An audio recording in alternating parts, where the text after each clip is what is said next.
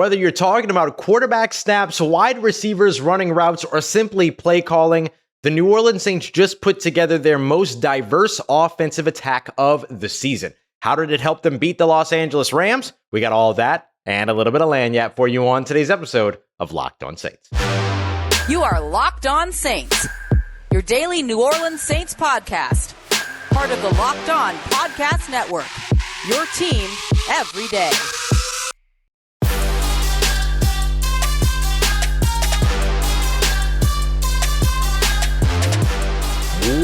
What is good, Who Dat Nation and Who Dat family? Welcome into another episode of Locked On Saints, your daily podcast covering your favorite team, the New Orleans Saints, part of Locked On Podcast Network, your team every day. Thanks so much, as always, making Locked On Saints your first listen of the day every day. Don't forget that we're free and available on all podcast apps, including on YouTube as well. And I'm your host, Ross Jackson, at Ross Jackson Nola on Twitter, your New Orleans Saints expert, credential member of the media, CrescentCitySports.com, USA Today's Saints Wire, Tuesdays on Locked On NFL, and here with you every single Monday through Friday on Locked On Saints. Today's episode of Locked On Saints is brought to you by Prize Picks. It is daily fantasy made easy. All you have to do is pick 2 to 5 players, choose whether or not they're going to come in at more or less than their Prize Picks projection. Get those right. You can win up to 10 times your entry, and new users can get a 100% instant deposit match of up to $100. Check them out today, prizepicks.com, promo code LOCKED on. On today's episode, we're going to take a look at the evolution of Kaden Elliss, rookies that shined yet again against the Los Angeles Rams. But first, we're going to open things up with a look at the New Orleans Saints offensive attack and how it is that they put together the most diverse attack that we've seen so far this season and how that helped them beat the Los Angeles Rams. To get us started, let's start off with a quote here from Taysom Hill that kind of helps to set the table a little bit. See, that's a nice dinner pun here ahead of Thanksgiving this week. But here, this will help us set the table a little bit, where he discusses kind of the mood of the team coming into this week and how it led to them really taking a look at their entire play sheet. And I'll tell you why that's important here in just a sec. But here's what Taysom Hill had to say. I think DA just said it. We're well aware of where we're at in the season, our record, and everything else. But look, I think we approach every week with the same mentality. And, you know, I think this week there may have been a more added emphasis on going out to win the football game, right? Like, what do we have to lose? So let's call everything we've got on this call sheet. Let's push the ball down the field. And I would say that maybe that was emphasized a little bit more than in weeks past. Now, something to kind of clarify here, when Taysom Hill says that they called they kind of went out there and called everything on their call sheet, he's not saying that they called everything in the playbook, right? Just that they were able to get to more of the things that they had planned going into this game. Well, we're going to go to another Taysom Hill quote here in a little bit to where he kind of elaborates on that. But the thing that I want to highlight here is how important that really is and how that helped the Saints beat the Rams. This allowed the New Orleans Saints to look a little bit more New Orleans Saints-like. And there's a couple of different kind of layers to that, right? So when we talk about diversity, when we talk about balance on offense, there are a couple of the easier things to look at. And then there are some things where we can dive in a little bit deeper. We'll start with the easier things before we Analytics Tuesday our way into sort of the deeper dive here.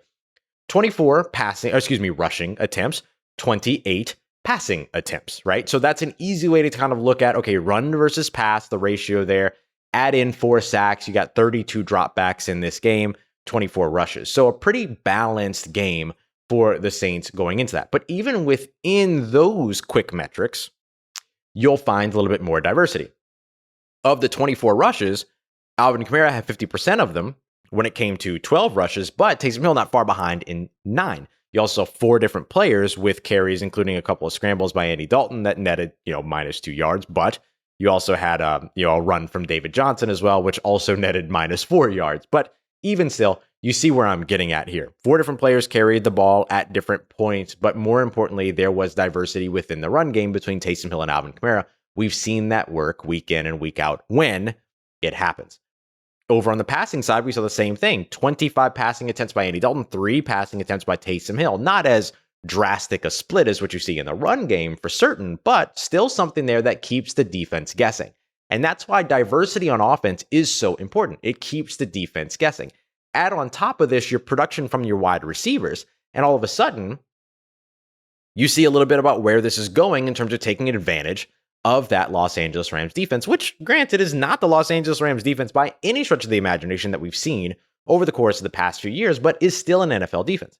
And when I mention sort of the production from the wide receivers, I don't just mean the receiving yards. I also mean the way that these receivers created separation. Take a guess here about who it is that ran the most routes at the wide receiver position for the New Orleans Saints.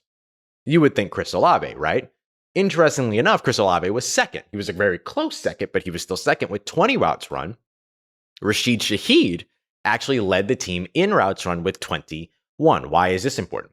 Because what we're finally seeing here, and consider too the fact that Jarvis Landry led all snaps at the wide receiver spot. Also, Rashid Shaheed and Chris Olave were on the field in equal amount. They were both there for just as many snaps, the same number of snaps. Why is that important? It goes to show you sort of the diversity of where it is the New Orleans Saints were trying to attack in the passing game. Add on top of that, the separation that these guys created, 4.17 yards led the way, Rashid Shaheed per target. You also then had Jarvis Landry not far behind at 2.83 yards per his 4 targets. And then Chris Olave also not far behind at 2.69 yards of separation per his 6 targets.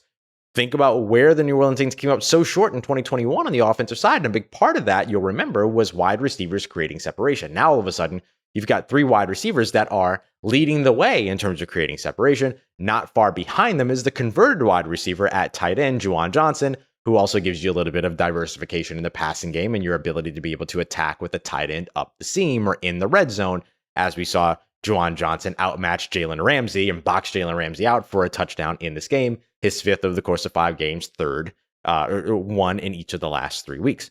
So those are a lot of other examples of the way that diversity ends up impacting a game and the way that it keeps defenses guessing. Which receivers are they going to? Who's running the ball? What are they doing when Taysom Hill is on the field? He caught a pass. He ran 9 times. He threw 3 passes. Those types of things will keep a defense off balance. And if you can keep a defense guessing, then when they guess wrong, you're able to take advantage of that, a la 53 yards over the middle to Chris Olave for a huge touchdown in the 3rd quarter. Those moments matter. So it's not just about who is on the field and makes the play. It's everything that happened leading up to that big play being made. What opened up the middle of the field? What lightened the box for a big run? What loaded the box for a big shot over the top?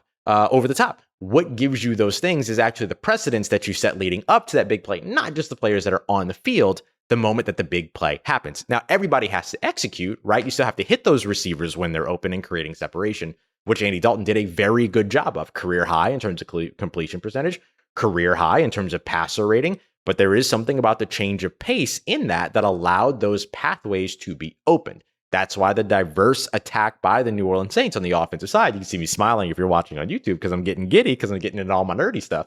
That ends up having such a major impact in terms of the way that this game ended up going. Before we wrap this up, here's Taysom Hill one more time on whether or not it was the game plan that changed, right, that allowed them to be a little bit more diverse, or were they simply able to get to more of the game plan that they prepared? I think what you said second is right. We just got to it more today. And, you look at the last few weeks, we just didn't have very many snaps. And so, I think every game is a little bit different. And, the focus is what do we have to do to win this week? And I had a few more opportunities.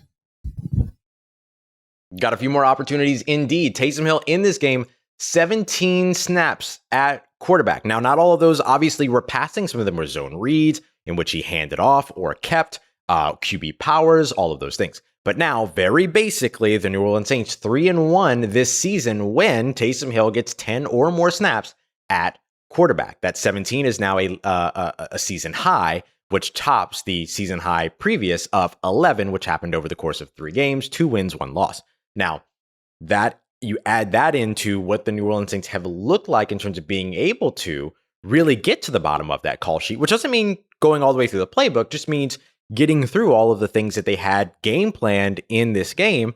The Saints were able to run 5 or more plays in 5 different personnel groupings, which means the number of wide receivers, running backs, tight ends that are on the field, which alters the way that a defense matches, lines up, and distributes their literal weight on defense, right? 3 wide receivers, they'll come out a little bit lighter. Couple of tight ends, they'll come out a little bit heavier with an extra linebacker, things like that.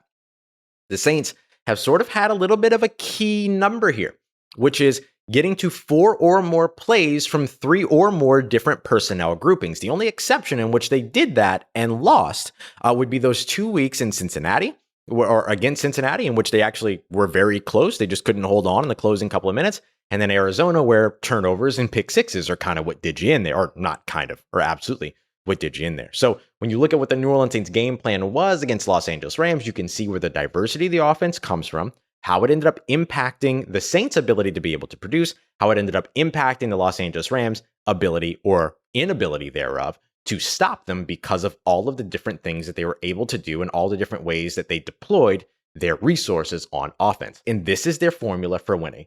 Diverse offensive attack. And as we've just kind of downloaded for you here, there's a lot of different ways to do it. And the Saints have the talent, even with all the injuries right now, to continue to put together an offensive attack that, if nothing else, keeps opposing defenses on their toes and back on their heels. And that's exactly what you want to do, especially when you're dealing with those kinds of injuries. Coming up next, one of the pieces, or a couple of the pieces, that are making up for the injuries are the young players, particularly the rookies on the New Orleans Saints team. We're going to break down Chris Olave, as well as Alontae Taylor's performances and why they have been so pivotal to when the New Orleans Saints can find success so far this season. We're going to break that down as we continue on with today's episode of Locked On Saints. Before we get to that, I get to tell you about our friends over at Turo. Today's episode is brought to you by Turo. Turo is the world's largest car sharing marketplace. And with Turo, you can always book the car that you want wherever you want it from a community of local hosts. You can browse a large selection of vehicles that fit just about any occasion or budget across the US, UK, Canada, and coming soon to Australia as well. You can book that spacious SUV or minivan if you're going out for a family vacation, or if you're just looking for an affordable economy car to get you from point A to point B. Or you can do like our buddy Isaac over at Locked On Mavericks did. He wanted to test drive the new Tesla. They booked it. He got to drive around in it and see how it fits his everyday life. Many Turo hosts can even deliver the car directly to you wherever you are. By the way, every trip is backed by liability insurance. Terms, conditions, and exclusions do apply. Forget boring rental cars. Find your drive at Turo.com. Today's episode is also brought to you by our friends over at Prize Picks. Told you a little bit about them earlier, but let me give you a little bit more here. Think about with the New Orleans Saints traveling to San Francisco.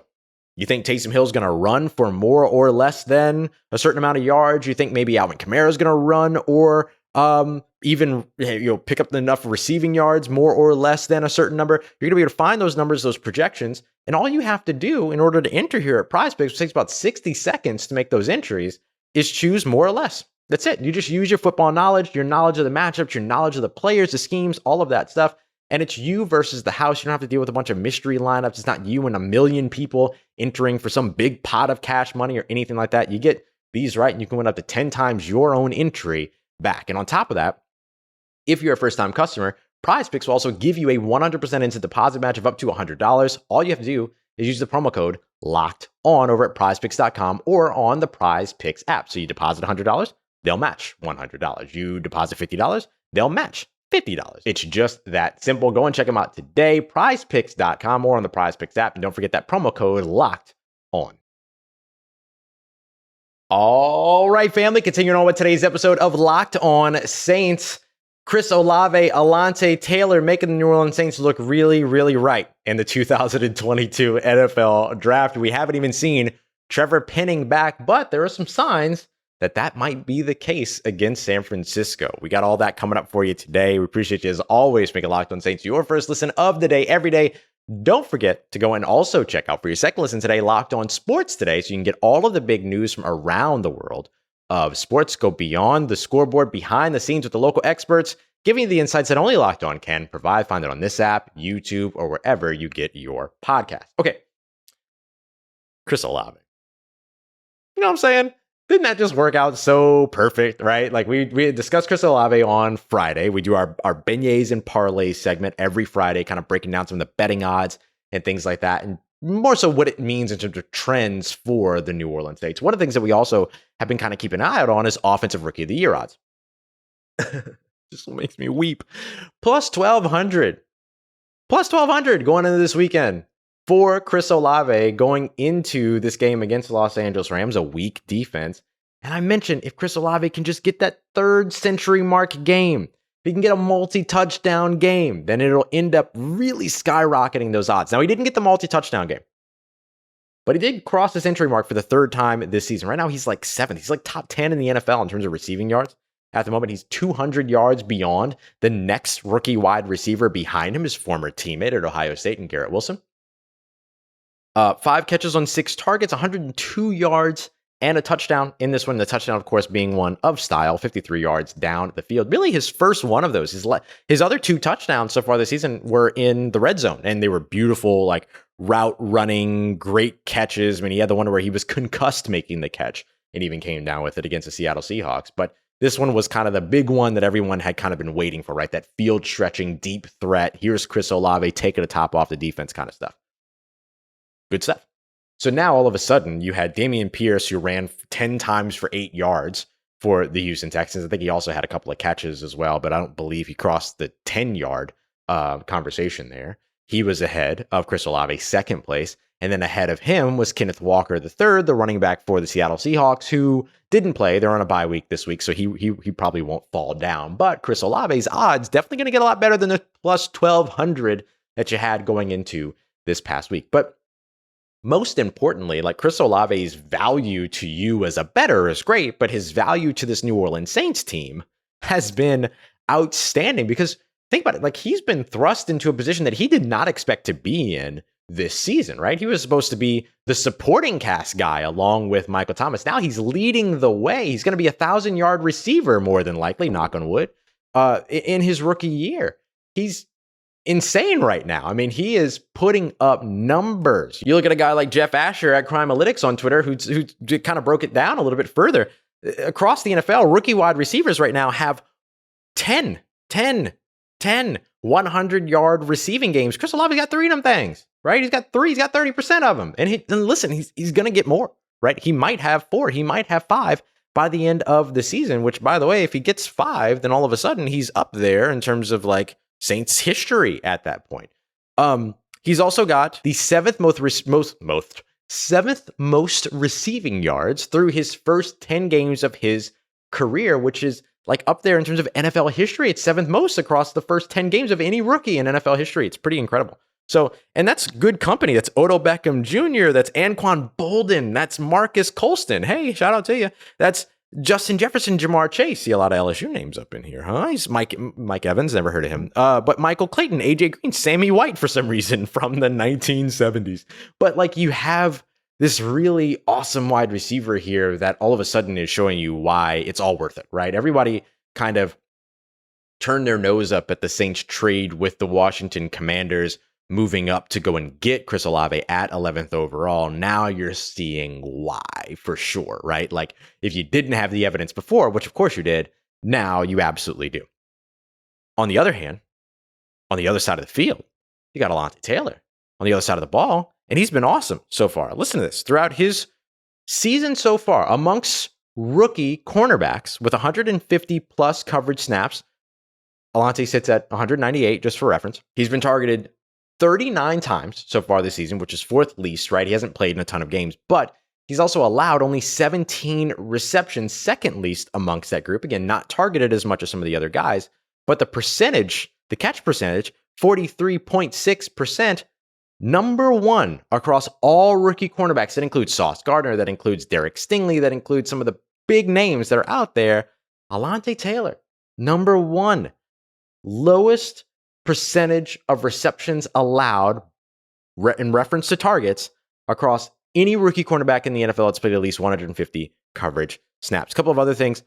Lowest amount of yardage, only 181 yards. He's got 4 pass breakups. His 57.4 passer rating allowed when targeted, 2nd lowest in the NFL amongst that class of rookies as well. 11 forced incompletions, 3rd most, despite being targeted 4th least, right?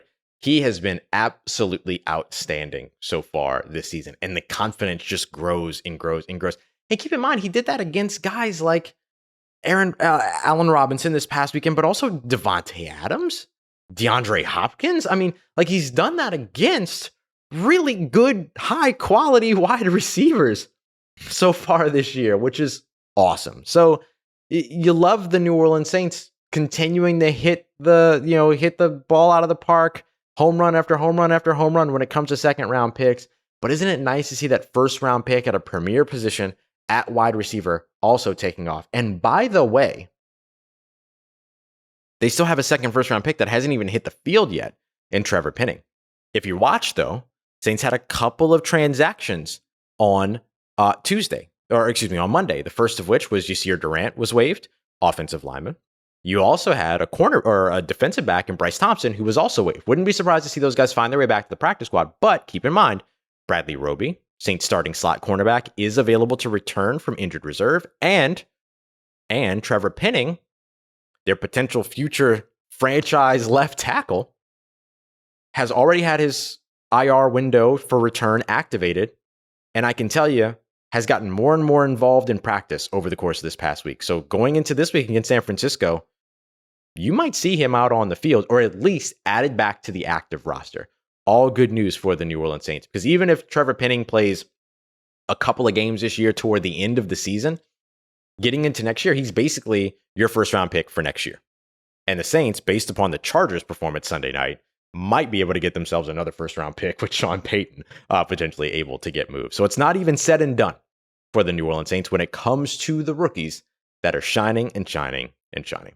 Coming up next, Kaden Elliss is shining and shining and shining. We'll speak a little bit on his evolution so far this season and why it's so important for the New Orleans Saints and their future. We're going to break that down as we continue on and wrap up today's episode of Locked On Saints. We talked about some betting odds earlier. If you want to know where to take advantage of those, it's going to be with our friends over at Bet Online, your number one source for all sports wagering information and our exclusive online gambling partners here on the Locked On Podcast Network. We don't trust anybody else, and neither should you. You want to head over to Bet Online today so you can get in on NFL lines, spreads, over-unders, props, all of that, NFL futures for end-of-year awards, on coaches, all these other things that you can find there. You don't want to bet on the NFL? No problem. You can also look at the NBA. You can look at the NHL. You can look at esports. You can look at auto sports. There's a whole bunch of stuff for you to check out. They got everything that you can imagine waiting for you over at BetOnline, plus also articles, podcasts, everything you need to get you ready to place those bets as well. So go check them out today. It's BetOnline, where the game starts. Let's get it. Who Dat Nation, wrapping up today's episode of Locked On Saints, talking Kaden Elliss. Kaden Elliss could be one of the most under the radar draft picks that ends up being massively important for the future of his franchise. Yeah, it's that serious when it comes to Kaden Elliss. Now, it's a lot of pressure to put on anybody. Obviously, we know that, but there is rhyme to my reason in terms of why I am mentioning that. A big piece of it is that the Saints kind of look like they have their future at linebacker sewn up. And if you're somebody that's been a Saints fan for a while, you know how hard it used to be for this team to come across those linebackers. Remember the Danielle Ellerby days when he couldn't even get out on the field, some of the struggling linebackers that they brought in, all of that. The Saints right now have a very solid second level. And that is starters, Demario Davis and Pete Werner, but now also Kaden Elliss coming up. Demario Davis, who very likely, I think you can consider the second best free agency signing across the New Orleans Saints franchise, but also, or New Orleans Saints history, but also maybe one of the NFL's best kept secrets by the time that he showed up in New Orleans. Like, kind of, unless you were a Madden player and you can get his like elite like 85 card, and something, you might not even know who Demario Davis was in his time with the Browns and his time with the Jets. Right now, all of a sudden he showed up in New Orleans 2018, and boom, New Orleans Saints have a top 5 defense all of a sudden, and Demario Davis was a huge part of that. But Demario Davis maybe has a couple of really good years left in him at this point, and that's no shot at Demario Davis. Like, we're just talking age here, right? Like, this is a guy that was contemplating retirement just a few years ago before he landed in New Orleans. Now, you've got Pete Werner, who of course is already kind of your future at linebacker, but you got a partner for him here in Kaden Elliss, who can rush the passer, who is a very effective run stopper, and now who's taken all of these steps forward in coverage.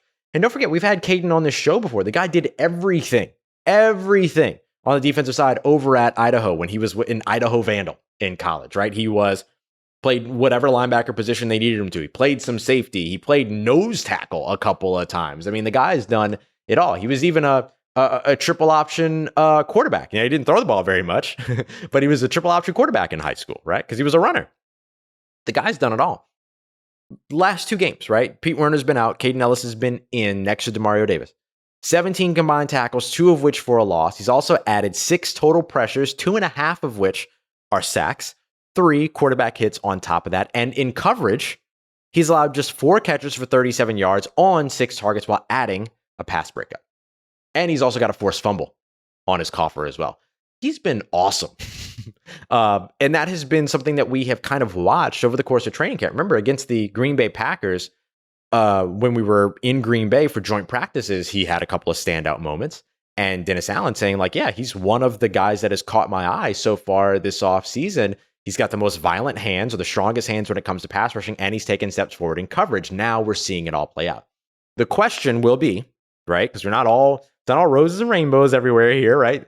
But the question is going to be, are Kaden Elliss and Pete Werner as effective together as they are individually next to Demario Davis? Or is Demario Davis the difference maker, right? So can these guys be as effective complementing one another? Now, you are looking at what could be the future, though, at the linebacker position in the second level for the New Orleans Saints. And by the way, shout out to Michael Hodges, the New Orleans Saints linebackers coach, who's helped to get these guys ready every step of the way.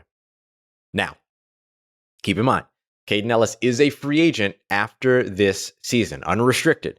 So the Saints are going to have to keep him around, right, in order to be able to realize that. But don't expect Kaden Elliss to not get phone calls elsewhere. But I'll tell you what, I know for sure that he loves it in New Orleans and that he would love to stay in New Orleans. And, but honestly, and we all know it, money talks, right? So we'll see what the New Orleans Saints are going to do to keep him around. But I do think that they end up making him one of those kind of in-house free agency priorities, because he and Pete Werner could be their future at a very, very important position that's hard to get right, but very important to get right. And sure, the Saints have gotten better there. We've got DeMarco Jackson on the way, all these other things too, right? So we won't erase everybody here. But if you're talking about the immediate future and what you've seen from this team, Pete Werner, Kaden Elliss, those can be your guys. Coming up in tomorrow's episode, Film Watch Wednesday, we're also going to go a little bit further with the analytics as well. EPA with Taysom Hill at the helm, EPA with Andy Dalton under center. Not necessarily a comparison, but how do these guys complement one another could be broken down by how effective they are away from one another. So we'll take a look at that.